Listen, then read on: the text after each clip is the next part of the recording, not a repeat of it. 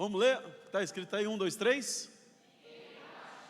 Agora toda a igreja, 1, 2, 3. E aqui embaixo.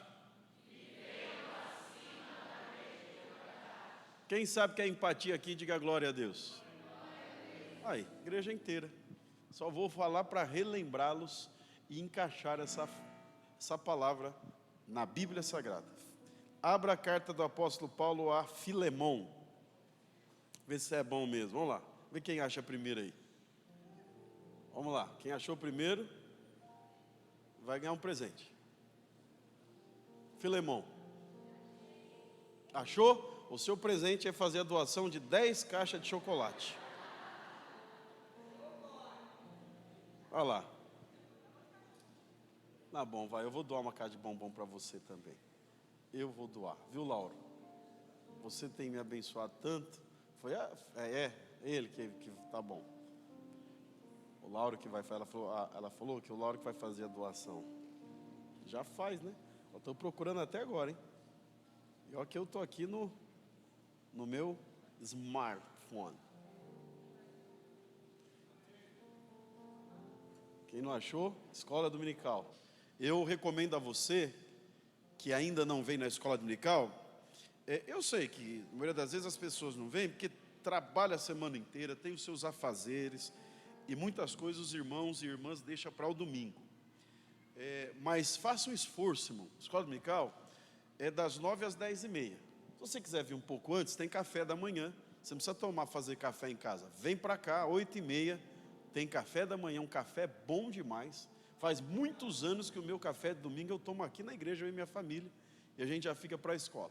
Agora, se você puder vir um pouco antes, 7h30 da manhã, pastor Joel, com 82 anos, já está com a igreja aberta todo domingo, com os joelhos dobrados aqui no chão, para não deixar você orar sozinho. Ele vem e ora com você. Então você vem para consagração 7h30, aí 8h30, café da manhã, 9h já tem o sinal. Tem o sinal, não tem, professor? Aquele sinal, pode ter o sinal aí? O professor Oziel, ele é um professor mesmo, de formação, é um filósofo, um historiador, e ele é o Bedel aqui da nossa escola. Bedel, quem passou lá na faculdade sabe, aqueles caras que ficam ali nos corredores, ajudando, e quando dá 9h, vem cá, põe aqui no microfone, quando dá 9h, ele já bate o sinal, e a gente já vai para a classe. Só faltava não funcionar agora. Primeiro tem a propaganda. Vem a propaganda primeiro. Isso aí pode derrubar nós dois, hein? Também tô achando. Mas vai lá.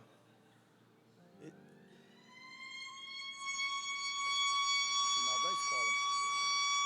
9h da manhã.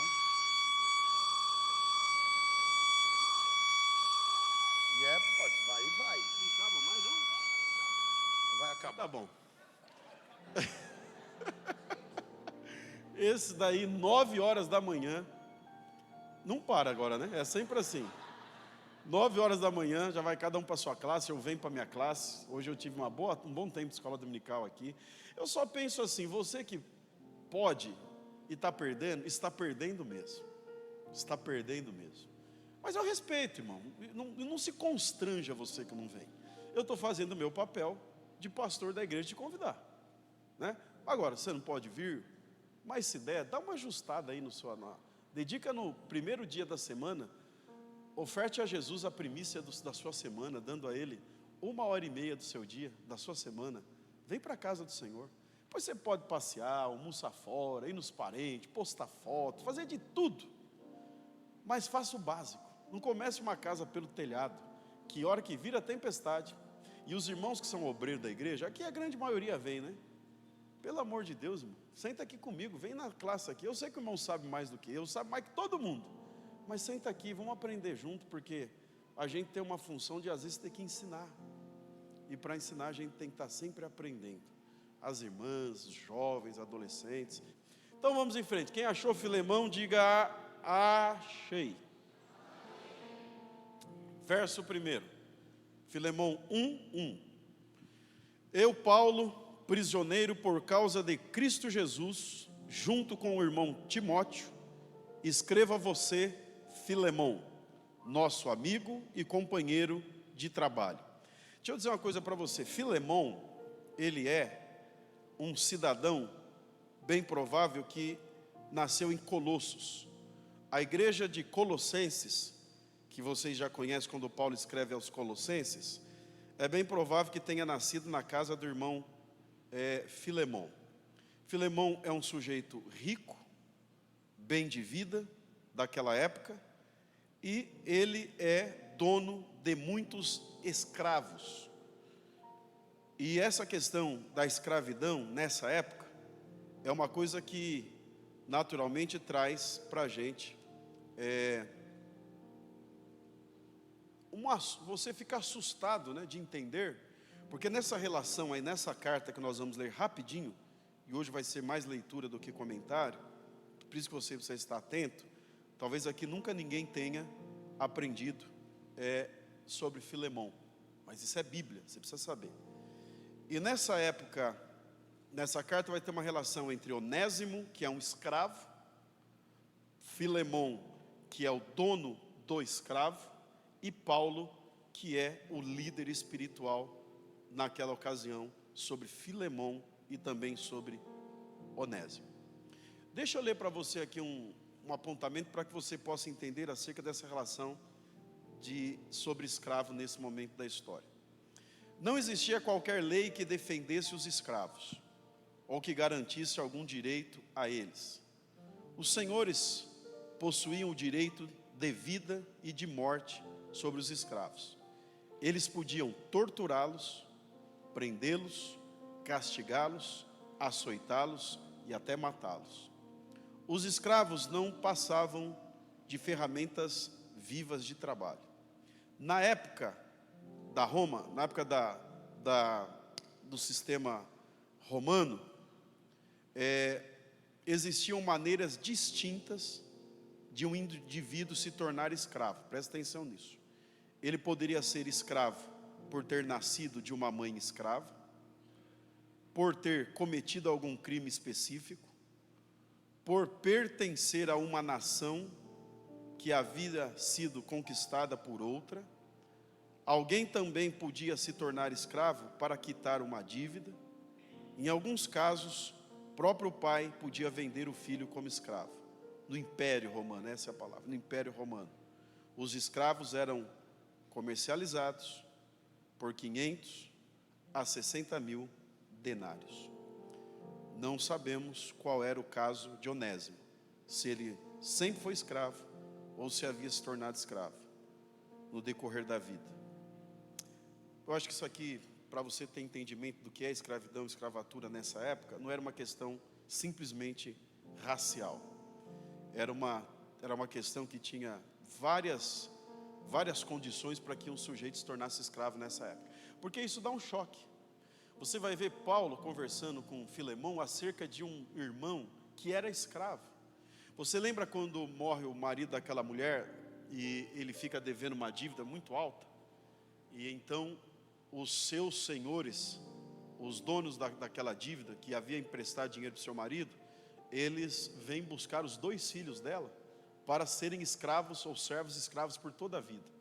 Você percebe ali que no contrato que havia de prestação ali de doutor, daquela relação que estava acontecendo ali fala? Exatamente. Que houve um empréstimo financeiro. Então a cláusula que tinha ali é que, se caso não fosse pago, eles estavam sendo prestigiados a levar os 2 filhos daquela mulher para serem escravos. Você percebe que não havia nada questão racial ali. José foi vendido para o Egito como escravos. Então Onésimo, nessa situação aqui, ele é um escravo. Como ele se tornou escravo do Filemon, nós não sabemos, mas que ele é um escravo, ele é. Por isso que a palavra é empatia. Empatia é se colocar no lugar do próximo. O maior exemplo de empatia que nós nunca podemos se esquecer fomos nós que fomos de alguma forma alcançados e contemplados por Jesus Cristo. A cruz não era de Jesus. Paulo escreve à igreja em Romanos que todos pecaram e destituídos estavam da glória de Deus. Ou seja, a cruz do Calvário era minha, a cruz do Calvário era sua, mas o Senhor Jesus se colocou no seu lugar. O Senhor Jesus se colocou no meu lugar. Se você não sabe, você já estava condenado à perdição eterna. Era inferno sem curva. Mas pastor, mas que loucura é essa? Pois é, pelo pecado original, pelo pecado de Adão e Eva lá no Éden. Deus não criou o homem para o inferno, Deus não criou o homem para o pecado, Deus não criou o homem e a mulher para o sofrimento, Deus não criou o homem para a enfermidade, Deus não criou o homem e a mulher para a dor, Deus nos criou para uma vida de bênção eternamente. Mas através do pecado houve a sentença da morte, e havendo a sentença da morte, houve a sentença da perdição eterna. Mas Jesus, e eu vou dizer de novo para você, dá um glória a Jesus, mas Jesus teve empatia, que é uma palavra da psicologia, ou seja, se colocou no nosso lugar, e foi crucificado na cruz do Calvário, mas ao terceiro dia ele ressuscitou, e ele subiu para a glória. Ele disse assim: da mesma maneira que me viste ir, eu voltarei, vou preparar-vos lugar, e levarei para que vocês estejam comigo por toda a eternidade nas mansões celestiais. Você pode dar um glória para esse Jesus? E aí Paulo, escrevendo aos Filipenses, ele diz assim: de sorte que haja em vós o mesmo sentimento que houve também em Cristo Jesus, o nosso Senhor. Se Jesus teve o sentimento e a atitude de empatia, nós devemos ter também. E Paulo é um exemplo clássico disso. Vamos em frente, que dito isto, agora a leitura por si só, você já vai entender mais fácil. Verso 2: e a igreja que se reúne na sua casa, ele está falando para Filemão. Essa carta vai também para a nossa irmã Áfia e para Arquipo, nosso companheiro de lutas. Que a graça e a paz de Deus, o nosso Pai, Pai do Senhor Jesus Cristo, estejam com vocês. Meu caro Filemão, sempre que eu oro, lembro de você e agradeço ao meu Deus, porque tenho ouvido falar do seu amor por todo o povo de Deus e da fé que você tem no Senhor Jesus. Peço a Deus que a fé que une você a nós faça com que compreendamos mais profundamente todas as bênçãos que temos recebido da nossa vida por estarmos unidos com Cristo. Olha que linda a carta de Paulo, gente. Verso 7. Meu caro irmão, o seu amor tem me dado grande alegria e muita coragem, pois você tem animado o coração de todo o povo de Deus. Verso 8. Por isso, como seu irmão em Cristo, eu sei que tenho o direito de exigir o que você deve fazer, mas o amor que tenho por você me obriga a lhe fazer apenas um pedido, e faço isto.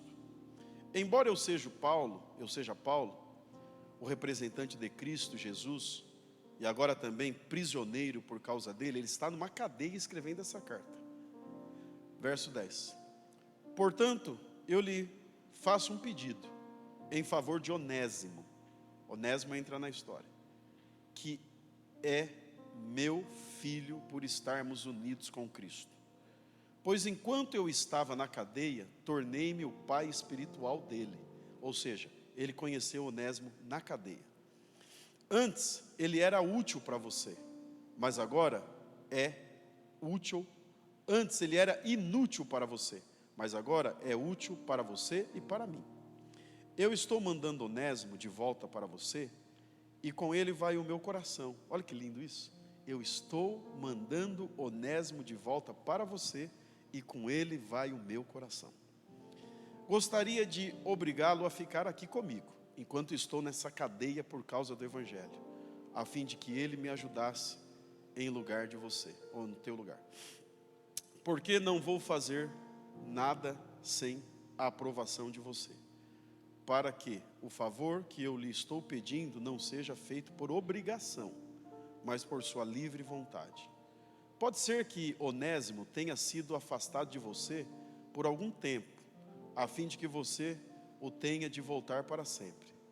Pois agora, ele não é mais um escravo, porém, muito mais do que isso, é um querido irmão em Cristo. De fato, para mim, ele é muito querido, e para você agora, ele é mais querido ainda. Não só como escravo, mas também como irmão no Senhor. Por isso, se você me considera aqui, ele está se colocando, isso aqui é empatia. Por isso, se você me considera seu companheiro de trabalho, receba Onésimo de volta como se estivesse recebido a mim mesmo. Olha que lindo isso, gente. O Onésimo, antes de eu ir para o 18, o Onésimo, nas entrelinhas das Escrituras e nos estudos mais profundos, a gente tem o entendimento que ele sai fugido da casa de Filemon, e não só pelo fato de ser escravo, mas há entendimento também que ele rouba, ou ele furta o Filemon.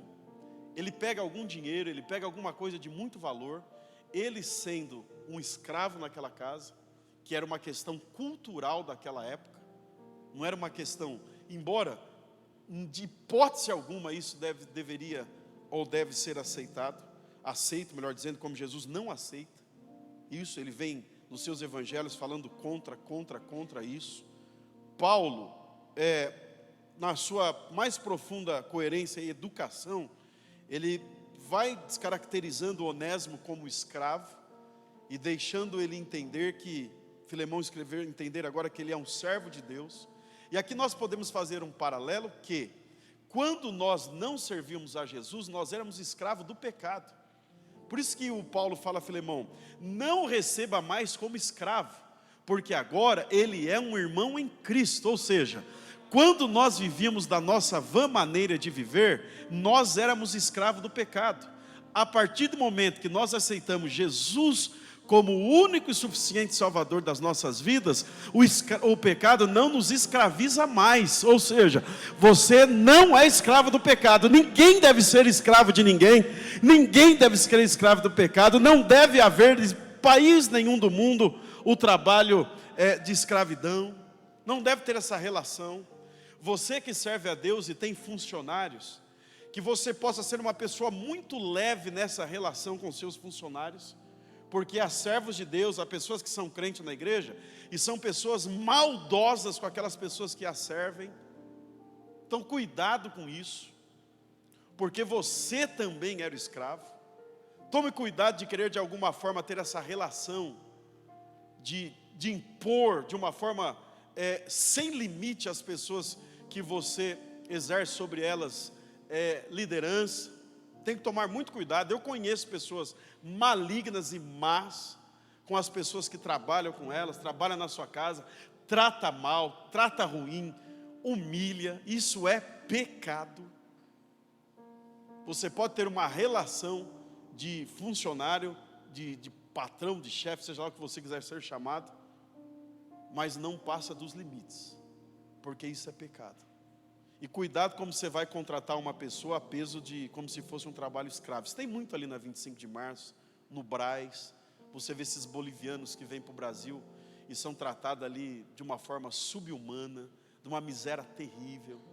É um problema muito grande, pessoas que têm essa possibilidade de ascender sobre outras pessoas e que tratam com maldade, com usura, usurpam. Isso um dia vai ser cobrado por Deus. Então Paulo ele vai desconstruindo. Eu acho lindo quando você começa a se colocar no lugar de outras pessoas. E é muito fácil você se colocar no lugar de alguém que é bom. O sujeito é bom. Isso aí é um bom caráter. Isso é uma pessoa que nunca teve um problema na vida. Eu vou te ajudar, mas ele está defendendo, entre aspas, um bandido. Alguém que sai fugido. E não só foge, alguém que rouba. E aí ele diz mais no 18. Eu acho o 18 lindo. Até queria que vocês lessem o 18. Vamos para o 18, vamos lá, toda a igreja. 1, 2, 3.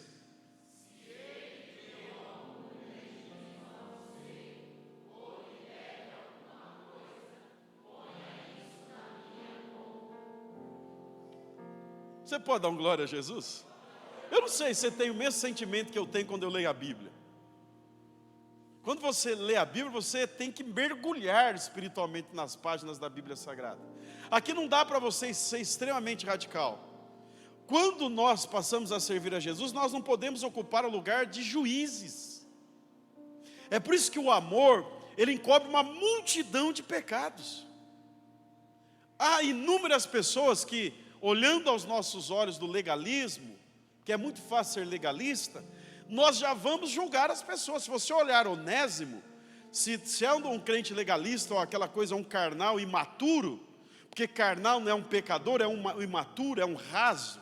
Quando alguém fala assim, irmão, esse crente é carnal, esse irmão é carnal. Não é que ele é carnal porque ele peca, porque pecar todo mundo peca, ele é carnal porque ele é imaturo. Por exemplo, você não pode subjugar, irmão, cuidado você que subjuga a sua esposa. Desculpa o meu conselho.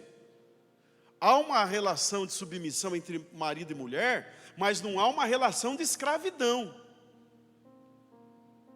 Você tem que fazer, você tem que me obedecer, isso é crime.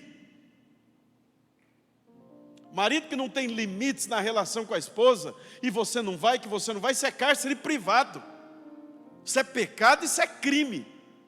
E você, mulher que está aqui, e se estivesse sendo subjugado a esse ponto, denuncie.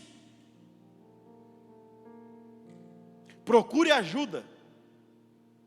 Procure socorro. Porque abuso não pode ser estribado no texto sagrado. Porque tem pessoas diabólicas que, para manter os seus malfeitos, querem estruturá-los na Bíblia Sagrada. E Paulo, escrevendo aos Efésios, ele nunca disse que a mulher tem que ser escrava. Ela tem que ser uma adjuntora, adjunto, estar ao lado, estar junto. Então esses caras do século passado, essas pessoas do século passado, esses homens da caverna, cuidado. E a irmã não aceita isso. E também tem que tomar cuidado com umas mulheres para não passar do limite, que você vai estar por seu marido em cárcere privado. Tem o doutor aqui que pode te ajudar. Então vamos lá. Eu estou pregando, talvez você nunca tenha visto um pastor pregar sobre empatia. Só que eu estou tentando pregar temas que são extremamente atuais. Porque não adianta você dar glória a Deus, aleluia, e chegar na sua casa e descer a marreta lá na sua esposa. Ou descer a marreta no seu marido. A gente tem que ter uma relação de respeito. A partir do momento, e eu acho que tem gente aqui que sofre com isso, não está dando glória a Deus de medo do lado de quem você está sentado. Mas tem 181. Disque denúncia. Disque denúncia, denuncie. Porque se esse cara é bom, machão, põe ele na cadeia. Pastor, que loucura é essa que o senhor está falando? Vocês estão entendendo? Diga amém. Pode ser que eu perca alguém aqui, mas na verdade eu perca alguém que nunca esteve aqui. Essa mensagem é atual ou não? Então no verso 18 que eu parei, não foi? Se ele deu algum prejuízo a você, ou lhe deve alguma coisa, ponha isso na minha conta. Você tem coragem de fazer esse pedido para alguém, irmão? Problema, ele está devendo aí? Ponha isso na minha conta. Isso é empatia. Verso 19. Aqui com a minha própria mão escrevo isto. Paulo dizendo. Eu, Paulo, 19. Eu, Paulo, pagarei tudo. E claro, que não preciso fazer com que você lembre. Olha o que Paulo faz aqui, irmão. Meu Deus. Vamos prestar atenção no 19 direitinho. Aqui com a minha própria mão escrevo isso. Eu, Paulo, pagarei tudo se ele te deve. Paulo sabia que ele devia, porque o Onésimo contou para Paulo na cadeia qual tinha sido o problema dele. É claro que eu não preciso fazer com que você lembre que me deve a sua própria vida. Ô, irmão, você deve para alguém. Tem gente que levanta o nariz e diz assim, eu não devo nada para ninguém. Eu não devo. Não tem uns arrogantes assim? Eu não caio na mão de ninguém. Você só não está na mão do Satanás, porque Jesus tirou você da mão do Satanás e segurou na mão dele. Eu sou eternamente devedor ao meu Deus. E se eu devo a meu Deus, eu devo aos meus irmãos também. Baixa! Você deve, varão. Só que já foi pago. Bonita a irmã falar isso aí, coisa linda, bonito isso aí. Porque tem gente aqui que está torcendo, não devo nada para ninguém. Minhas contas estão em dia. Esquece que é um comedor de arroz e feijão. E que faz outras coisas, que eu não quero nem ser tão deselegante assim. Mas se acha. Fala para essa pessoa aí, ó. Você deve. A sorte é sua que Jesus pagou. Fala, Jesus pagou. Fala assim, Jesus pagou sua dívida. Fala, Jesus pagou sua dívida. Jesus pagou sua dívida. Jesus pagou, irmão, está pago. E aí você fica bobeando por aí que o diabo te humilha e você aceita. O diabo apareceu para Martinho Lutero. Martinho Lutero. Exatamente. Detonou o Martinho Lutero no leito de morte. Ele entrou num quarto, foi com mais de uma lista de 100 pecados. Falou, você fez isso, você fez aquilo, você fez aquilo, você é isso, você é aquilo, você é aquilo, você fez. Que o diabo, ele faz isso, irmão. Quem acusa é o diabo, viu? O Espírito Santo não acusa ninguém. O Espírito Santo convence, o Espírito Santo ajuda, o Espírito Santo é companheiro. Alguém diz assim, o Espírito Santo está me acusando. O Espírito Santo não foi chamado para acusar. O Espírito Santo intercede com gemidos inexprimíveis. Sabe por que você está em pé? Porque o Espírito Santo está em você. O Espírito Santo está em nós. Você pode dar glória a Deus pela pessoa bendita do Espírito Santo. Você pode dar uma salva de palmas a Jesus pela pessoa bendita do Espírito Santo. Aramantricanto ra. Isso aqui é palavra de vida cristã. Isso aqui é para crente, para quem está se sentindo fraco, se fortalecer. Apareceu na frente do Martinho Lutero e falou, você fez isso, fez isso, fez isso. Aí o Martinho Lutero falou assim, você esqueceu de uma coisa. Escreve aí embaixo. O sangue de Jesus me purifica de todos os meus pecados. Ou seja, está tudo pago. Fala para essa pessoa, está tudo pago. Fala, está tudo.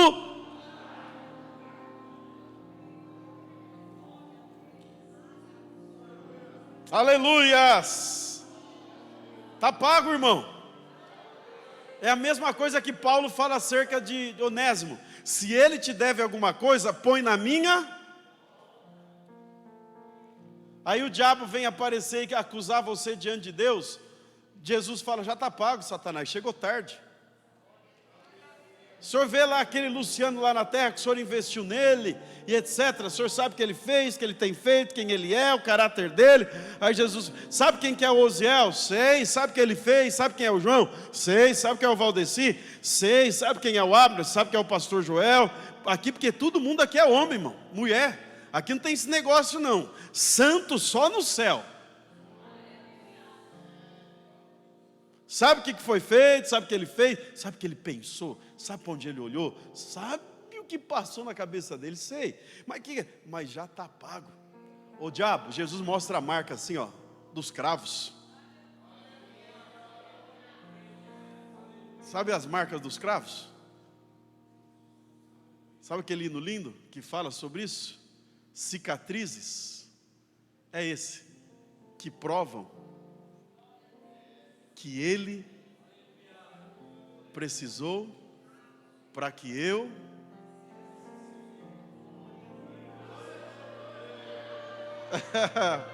o maior exemplo de empatia. Vamos concluir e a gente canta esse hino. Verso número 20. Portanto, meu irmão, me faça esse favor, por causa do Senhor, anime o meu coração como irmão em Cristo.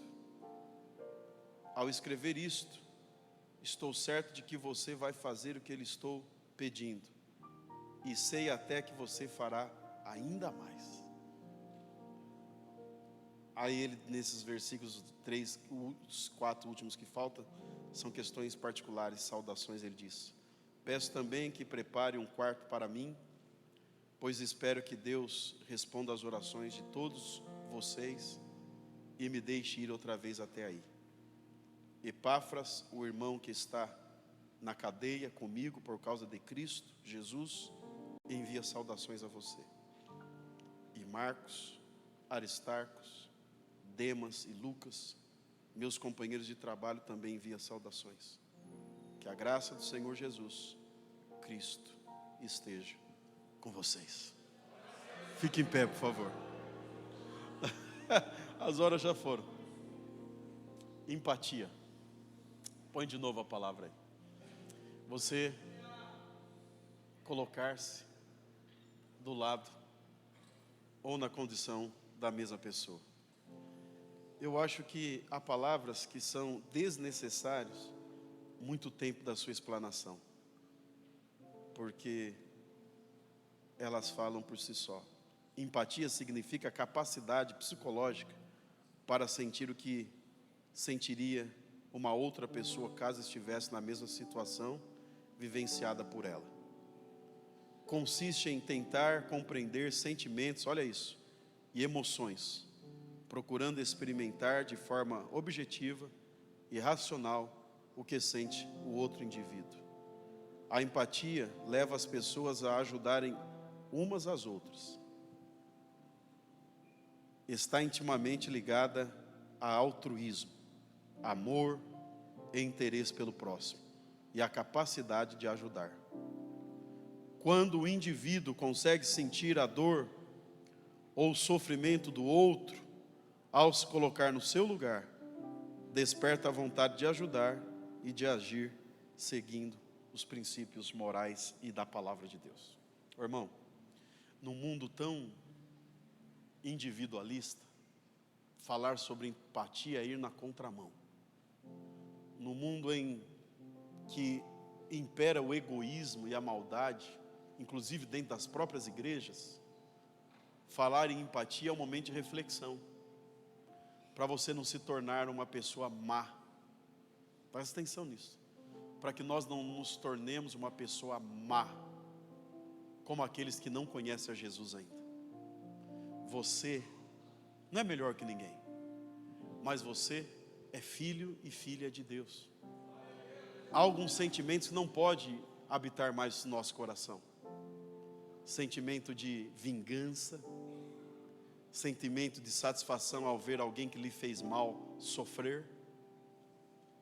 Você não pode ter isso, porque senão isso vai criando uma barreira entre nós e Cristo. A maldade, o ódio, o sentimento de vingança, o sentimento de juiz, vai criando um abismo muito grande entre a gente e Jesus, através do Espírito Santo. Pastor, qual que é o objetivo dessa mensagem? É quebrar essa barreira. Se você assiste um programa de televisão e vê o Datena falando e mostrando, você começa a ter ódio daquele bandido. Você fala, eu queria matar essa pessoa aí. Você fala, tem que ter pena de morte mesmo. Desculpa a palavra, mas é assim, esse vagabundo. Você não foi chamado para isso. Esse bandido, esse safado, você não foi chamado para isso, né, Caio? A sua boca não foi chamada para isso. A Bíblia diz que de uma fonte não pode sair bênção e maldição, água boa e água amarga. Da tua boca tem que sair palavras de bênção, da tua boca tem que sair palavras de vitória. Você foi chamado para ser uma pessoa que tenha empatia. Pastor, mas o mundo está indo na contramão. Mas a mão de Jesus é sempre a contra do mundo. Você não é alguém normal. Você não é dessa terra, irmão. Nós somos embaixadores aqui. Nós temos uma nova morada. Presta atenção nisso. Isso vai fazer a diferença da tua vida. Não diga palavras pejorativas acerca de pessoas. Jesus não faria isso. Jesus inaugurou o paraíso com um bandido. Quem foi o primeiro que desceu no paraíso? Jesus disse assim: hoje mesmo, ainda hoje, estará comigo no paraíso. Nós vamos orar agora. Essa oração é para a gente orar pela gente. Tem coisa que a gente ora pelos amigos. Para você agora, Senhor, muda o meu coração. O mundo, irmão, vai fazendo muita sujeira entrar no coração da gente. As dores da vida vai fazendo nosso coração ficar muito duro. E nós não podemos esquecer que Cristo habita em nós. E aonde Cristo habita, tem que habitar o perdão, tem que habitar o amor, tem que habitar a empatia, a reciprocidade, sermos recíprocos em tudo aquilo que Deus tem feito para nós. Você tem sido recíproco a Deus? Eu sou eterno devedor a Deus, mas o que eu tenho feito de alguma forma para agradecer aquilo que Ele tem feito por mim? Não é só agradecer, para retribuir. Então, a partir de hoje, que eu puder fazer para pagar a sua conta, não abusa, mas eu vou pagar. Se alguém vir falar mal de você, eu vou dizer assim: olha, ele pode te dever alguma coisa, mas eu faço um favor para mim, por mim. Esqueça esse sentimento que você tem acerca do meu irmão. Coloca isso na minha conta. Ele é o meu irmão em Cristo. Ele é o meu amigo. Ele teve uma mudança de vida, ou se ele não teve, ainda vai ter. Mas exercite isso, porque o maior exemplo de empatia Jesus nos deu. Eu vou na cruz por você. Vamos lá, feche seus olhos, se você quiser, e ore a Deus comigo, dizendo: Deus, tem misericórdia, Pai. Não deixe meu coração ser tão duro, não. Oh, Pai.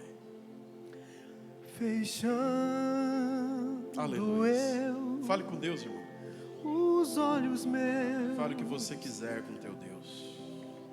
eu posso ver Jesus na cruz.